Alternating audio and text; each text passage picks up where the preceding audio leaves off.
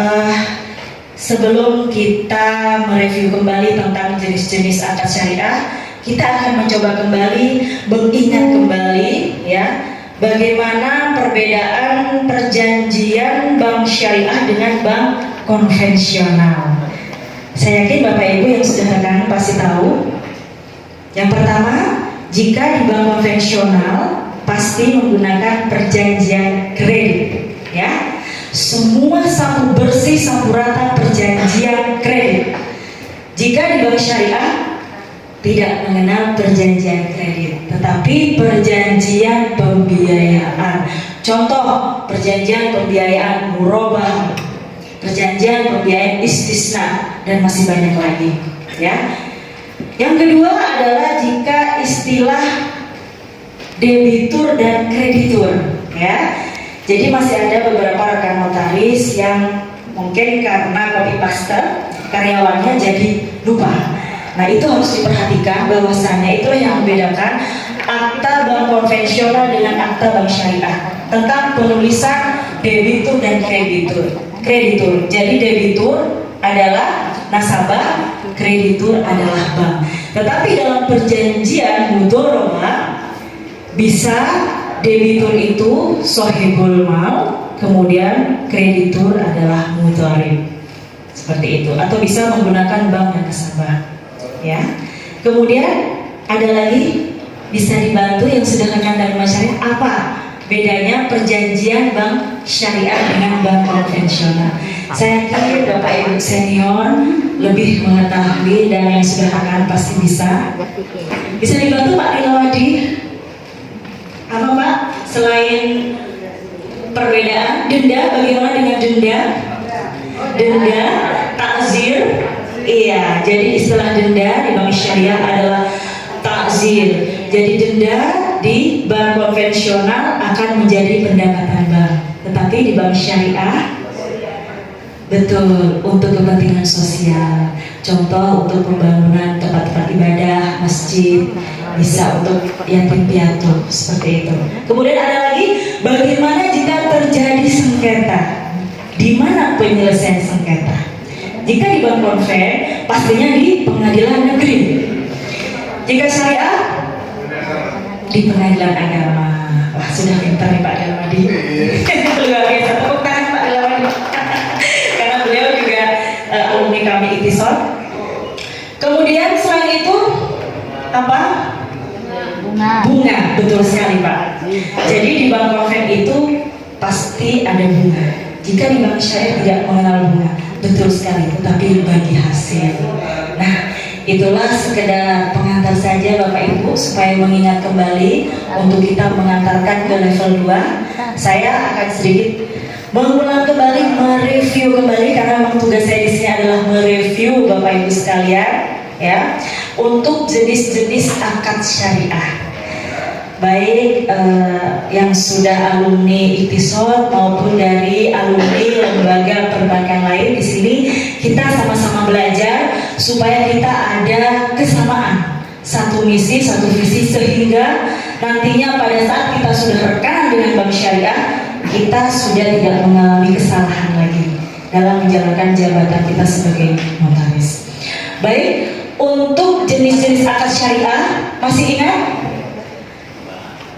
Betul, terbagi menjadi 4. Yang pertama ada prinsip jual beli, kemudian prinsip bagi hasil atau modal kerja, ketiga prinsip ijarah atau sewa, keempat adalah akad pelengkap. Sudah saya kirimkan tadi di grup, Bapak Ibu bisa melihat di grup. Misalkan besok ada 10 alasannya. Ini dapat digunakan sebagai inovasi produk, ya. Nah, ini pun file yang file yang sudah terkonvert secara salah, ya. Karena penulisannya ini seperti ini. Tapi kalau yang saya kirim itu sudah file yang kemarin, ya. Nah, fleksibilitas dan perubahan kondisi bank dan nasabah selama berjalannya pembiayaan. Jadi harganya floating. Kalau murabah harganya fix, Tapi kalau MMQ harganya bisa floating itu bisa naik turun ditinjau-tinjau. Nah, kalau usul akadnya bagaimana itu? Nah, sudah ada kita tuangkan bahwa harga besaran kujro setiap bulannya dapat ditinjau ya oleh kedua pihak setiap berapa lama, setiap 3 bulan atau setiap 6 bulan, tergantung kebijakan bank masing-masing. Kalau bank muamalah nanti 2 tahun, kalau bank-bank CMB niaga itu bisa 6 bulan. Kalau bank di sini juga ada Maybank nggak kalau di Banda Aceh? Oh, tidak ada ya, tapi itu bank besar itu. Ya, jadi bank-bank asing itu selalu lebih cepat. CMB niaga, Permata. Kalau Permata ada bu, Permata.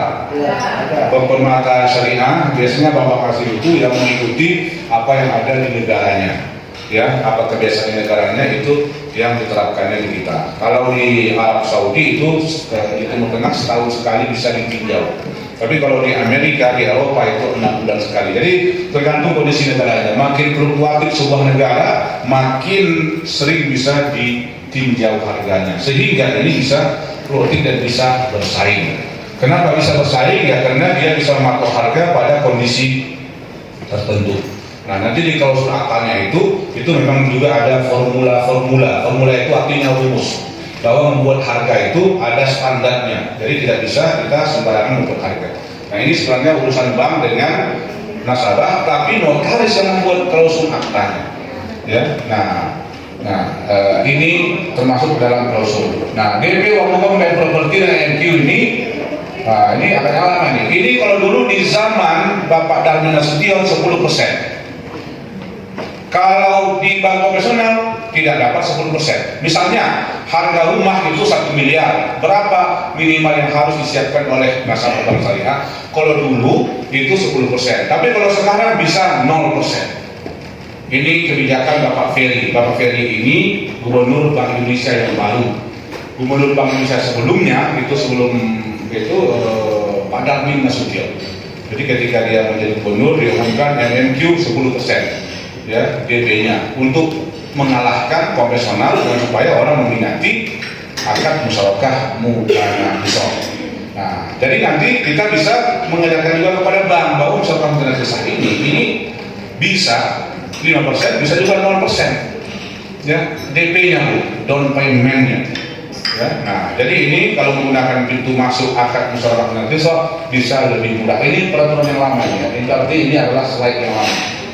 Adanya persetujuan untuk membiayai nasabah dalam ini berurusan perbankan ya. Jadi kalau menghadapi situasi pasar yang tidak menentu, itu kita menggunakan akad musyarakah mutanabisah.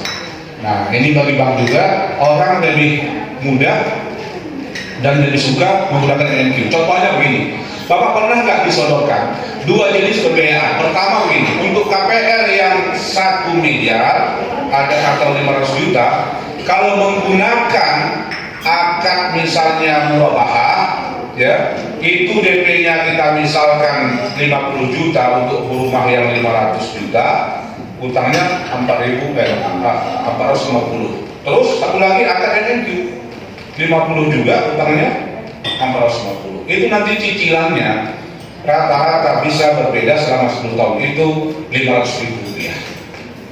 Mana lebih mahal? Lebih mahal murabahah. Makanya di muka bumi ini kita sudah riset, tidak pernah pembiayaan murabahah itu lebih murah dibanding bunga. Ya, tidak pernah murabahah itu juga sama atau lebih murah dengan musyarakah mutanabisah.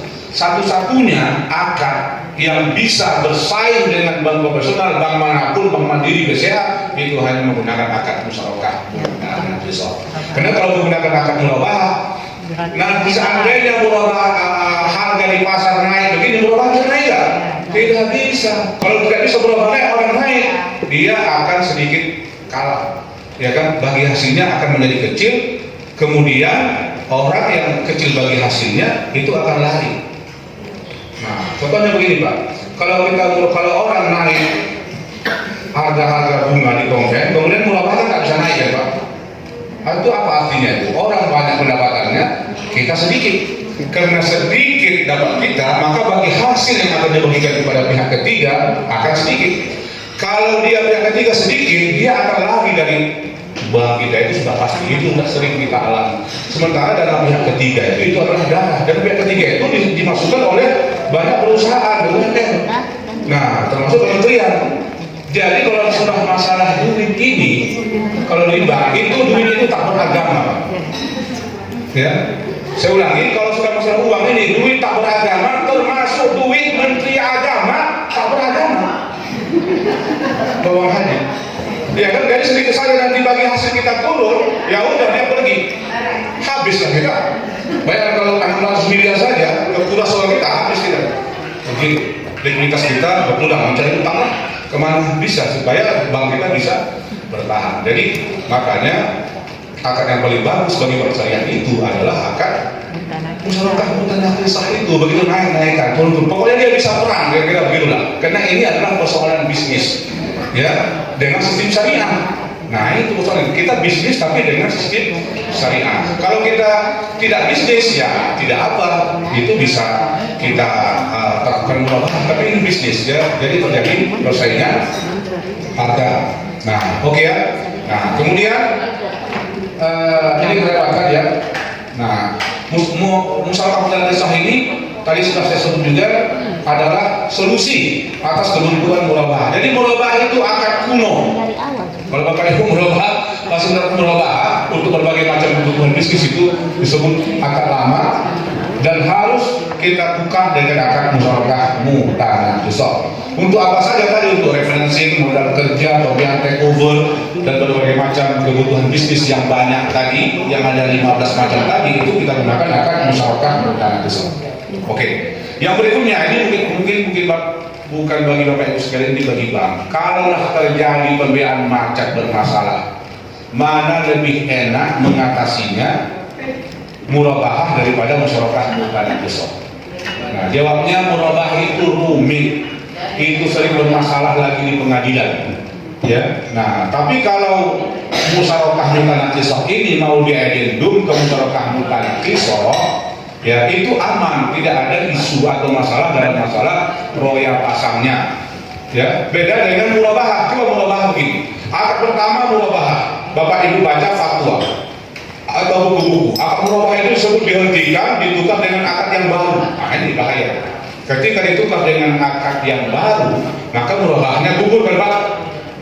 Gugur kan? Gugur. Kalau akad murabahahnya gugur, muncul akad yang baru, maka jaminannya juga gugur.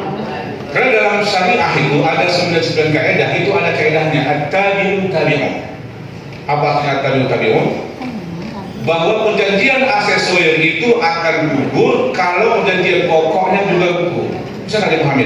Perjanjian pokoknya itu syariah, itulah yang dijiplak oleh orang-orang di BW. Di BW ada juga itu Pak, pasal 1331. Ya kan? Nah kalau syariah itu sudah lama, udah 15 abad yang lalu dirumuskan dalam syariah. Itu kan Napoleon Bonaparte kan suruh itu Sarkowi, ya, buat dulu ini di copy paste dari Mas Majid, ya udah. Itulah yang dipelajari oleh orang profesional. Ya, Bapak juga mempelajarinya kan? Ke BW, Burgerich Westbook. Ya kan? Nah dalam syariah itu juga sudah banyak diatur. Nah kalau